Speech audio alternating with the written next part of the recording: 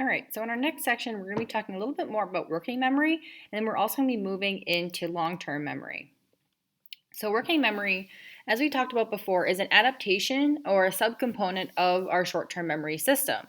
The nice thing about working memory is that it actively manipulates information and it allows for multiple simultaneous processes, which allows us to handle a variety of different types of information as well as helping us solve problems and work through various situations. So when we're talking about kind of this figure here on the right, um, we have these three major components of our working memory system. They're all directed by what we call our central executive, and then they all communicate back to our working memory system. So our central executive, like I mentioned before, is kind of what's controlling this whole process. Think of it as the boss of our working memory system. That's telling you, okay, I need to hold on to this information and not this information, or I need to also then add in this other component. That is all happening with our central executive. Central executive then communicates with our visual spatial sketchpad, our episodic buffer, and our phonological loop. So our visual spatial sketchpad, that is essentially the visual aspect of our working memory. So if I asked you to add 26 to 16, you probably are going to picture those numbers in your head and you're going to actively be manipulating those numbers probably visually for most of us. So that's your visual spatial sketchpad. Or if I asked you, hey, how do you get from my classroom to the nearest bathroom, and you were directing someone, you're going to probably be using your visual spatial sketchpad to do that as well. On the other hand, we have our phonological loop. Our phonological loop is kind of what it sounds like. Phono means sound. And so our phonological loop is handling sound. So if I'm trying to remember someone's voice or the sound of a certain bird, that's going to be your phonological loop. It's using auditory information from our memory system. And our episodic buffer kind of communicates between these and it communicates back to our long-term memory system. Again, our long-term memory holds all these really durable, long-lasting memories throughout our lives. And so if I'm asking you to remember what a type of bird sounds like, you have to think of what the bird is. You have to maybe picture it and then try to recall what the sound is. And you're going to be using your long-term memory in order to kind of bring that back out to your phonological loop. So again, here's kind of the nice definitions here. So we have our phonological loop is the working memory component responsible for verbal and auditory information. Our visual spatial sketchpad holds on to visual and spatial information, as it sounds like. The episodic buffer provides a mechanism for combining information stored in the long-term memory back into our working memory system. And the central executive parcels out attention. So it actually can focus in on certain things. It can think more broadly. It can combine pieces of information or have you ignore things. And that's what the central executive is responsible for. Now, our long-term memory system, that's our location of permanent memories. Like we mentioned before, it doesn't have any capacity limitation and it also doesn't have a time limitation. So there's pieces of information that you could learn as a child that could last you your entire life. Even if you live to 120, 130 or more, maybe in the future years old, you could still hold on to those memories. There are some people who have really, really powerful long-term memory storage. There are people who, like this Aboriginal man, who holds on to a lot of traditional knowledge and knows the plants, the animals, the weather patterns, the landscape that allows him to help lead his family and his tribe in order to be successful in that landscape. There's also individuals in certain African tribes, usually in East Africa, that are the memory keepers for that community. And what they do is they remember the genealogical history of that community. So they start with like the person who founded the tribe, and then they married this person, and then they have these children. These children, here are their spouses, here are their children, and they can go through thousands of years of history by reciting this genealogy. Now, they have to do it in order. They can't just like jump into the middle. Essentially, it's a story that they tell, and the story helps them keep those memories moving along. If you've ever read the book Roots, it kind of is based off, or it kind of ends with the author Alex Haley talking to one of these memory keepers in Africa to find out information about his ancestor that came over in the slave trade. You should read the book. And it's kind of like the book Giver, if you've ever read that. Ignore the movie. But the book The Giver is kind of like the person who holds the memories for the community and then passes them on to the next giver or the next receiver later on. So working memory is also broken up into subcomponents. Over here we have declarative or explicit memory, and then the other major section is non-declarative or implicit memory. Declarative memory is kind of what it sounds like. You can declare it, you can speak about it, you can verbalize it easily. So it's explicit. It's something that we can actually say. Non-declarative is the opposite of that. It's something that we really wouldn't be able to describe very well verbally. Now, declarative memory is broken up into two components. We have semantic memory and episodic memory. Semantic memory is information about kind of impersonal facts. So if I asked you who was the first president of the United States, you'd probably be able to remember George Washington. But if I asked you, when did you learn about George Washington? Maybe you have a memory from elementary school where you had to do a biography of George Washington, and that's your personal episode. So episodic memory is your personal information regarding that memory. And essentially, it's like you can play these episodes back in your brain, and that's your episodic memory. Together, these make up what we consider your autobiographical memory, so that all the memories that kind of make you who you are as an individual. Over here, we also have non-declarative, like I talked about, also known as implicit. We have procedural memory, which essentially is like our muscle memory in order to do certain physical skills. So if I asked you, how do you play piano? If you're someone who can play piano, you could kind of describe, okay, you move your fingers across the keys and you hit the pedals. But if I asked you, like, okay, how do you play this piece? You really wouldn't be able to tell me finger movement by finger movement, muscle movement by muscle movement, how to actually play that piece. It's not something you can just easily relay facts. It takes practice and it takes some physical dexterity in order to do. Same thing with like how do you rollerblade or how do you even walk or how do you swim? These are all procedural memories. They're hard to describe in verbal terms. We also have classical conditioning. So again, that manipulation of some of these reflexes and that happen fairly automatically. So learning that a tone or like a bell in a classroom means that you get to move classes. So you get excited when you hear that bell. And then we also have priming, which we're going to talk about a little bit later on. But there's a really good video on priming in the playlist from the movie Focus with Will Smith. Check that out. You'll see he primes a person he's got a bet with to choose a certain number. And then he wins millions of dollars. You should check it out.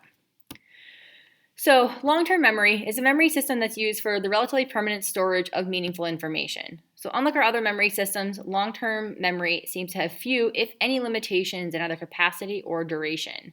The information comes from our short-term and working memory system to our long-term memory through rehearsal. And there's different types of rehearsal. We've already talked about maintenance rehearsal. That's just simple repetition of material. So just repeating something to yourself over and over again, maybe like someone's phone number. But we've also talked about elaborative rehearsal. That's linking new material to things that you already know. So making these connections, we talked about that back in the intro chapter, and it's going to come up again later on in a later chapter as well. We will use this elaborative processing or elaborative rehearsal to connect information to help it kind of stick in our memory better. So you maybe will remember someone's name by, so like Miss Baker, you might have imagined her baking something. Or if you're trying to remember a fact that you learned in history, maybe you can connect it to something you read in English or you learned in this class or in Spanish. And you can connect these things and it will help you remember information better. So elaborative processing is wonderful. It allows us to make memories more meaningful through processing that encodes links between new information and existing memories and knowledge, either at the time of original encoding or upon subsequent retrievals. But it can cause us some problems. So I'm going to list off these words real quick, and then I want you to just kind of listen and try to remember them. So bed, dream, blanket, doze, pillow, nap, snore, mattress, alarm clock, rest, slumber, nod, sheet, bunk, cot, cradle, and groggy. Now, which one of these words did not appear on that initial list?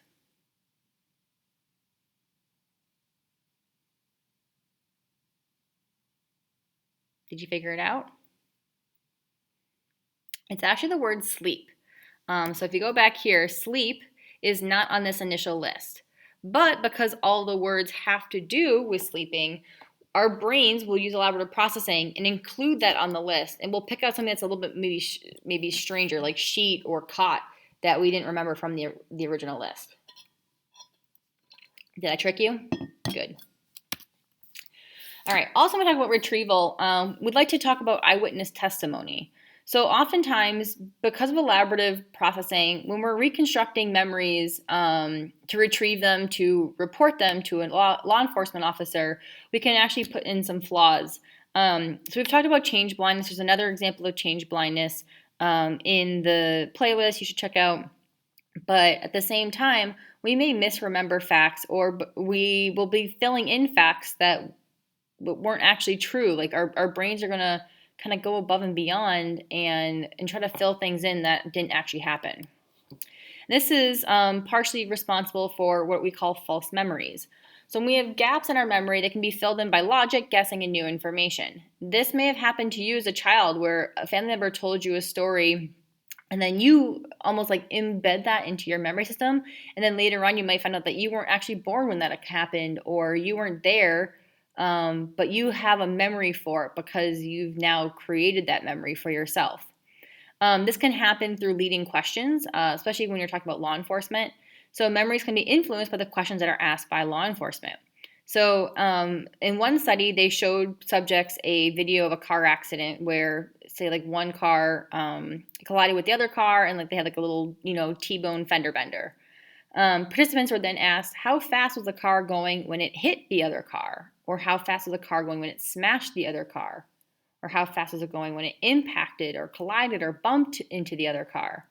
And depending on the word that's used, the ratings will change. So the rating of the speed for the car was higher if higher impact words were used, like the words smashed or impacted or hit. But if you said collided or bumped, it was going to be lower.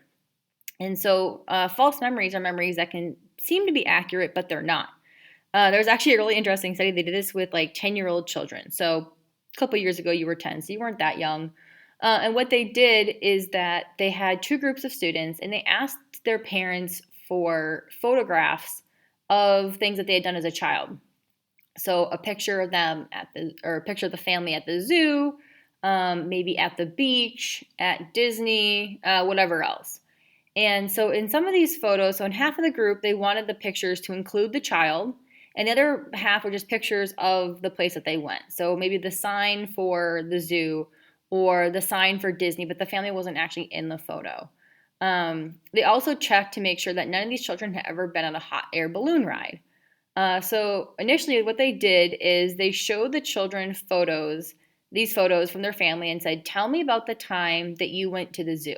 And the child would tell the story about the time they went to the zoo, to the experimenter. And then they also created photos of this hot air balloon. Now, in the condition where the children were in the picture, they said, tell me about the time that you were on a hot air balloon. The kids are like, I was never on a hot air balloon. Like, I have no memory of that. In the other ones, and the ones that the people are actually in the photo, they would show the child, and they digitally manipulated the photo so that they were actually in the photo with them in the basket of the hot air balloon, and said, tell me about the time that you were on a hot air balloon ride. And the kids are like, I never was on a hot air balloon ride. I don't remember that. So they were correct in their initial assessment that they had not been on the hot air balloon. But when you ask them 4 weeks later, they almost all overwhelmingly report, especially in the photographs where they're in the photo, that they had been on a hot air balloon ride. So they seeded this memory into them by showing them this photo and asking them about this. And then later on, when you follow it up, they'll tell you that, yes, I was on a hot air balloon ride, and they're very confident in their memory. So they ask them how confident they are, like, how sure are you? And they'll be like, yeah, of course I did that. So it's pretty crazy. I think you should check that out. It's a really interesting study, and maybe, talk to your folks about some of the memories that you had as a child, and see if it was a false memory or not. So we can have what's called source confusion. So in memory, source confusion occurs when the origins of a memory are misremembered. So crime scene witnesses may misremember a face. They may make some assumptions. They may kind of change the color of the person's skin, usually towards racial biases that they may carry. And this can cause mistaken identity. So in general, eyewitness memory is not accurate. Investigators can very easily lead a witness, whether purposely or on accident. Our own judgments, emotions, biases, and personality can cause inaccuracies. So now they use what's called a cognitive interview. So this is the technique that they use to improve eyewitness memory. So police officers have to be very careful. Say, tell me what you saw instead of tell me about when the man in the red shirt mugged that old woman. So they won't give them any details. They'll also ask them to report what happened backwards. And because if you report backwards, you're less likely to fill in holes or gaps in your knowledge. You're more likely to report what you actually do remember. Versus if you're telling the story, you want to make sure the story is making sense and being logical.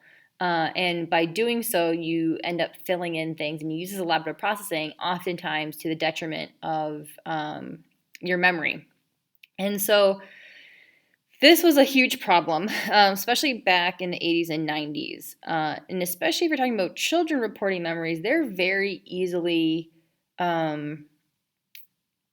misguided when it comes to eyewitness testimony. So there's a really interesting video. It's about the daycare sexual abuse scandal. You should watch it. It's like 13 minutes, I believe, on the playlist. But it'll make you very angry, and then very angry for a very different reason, and then again very angry for another reason.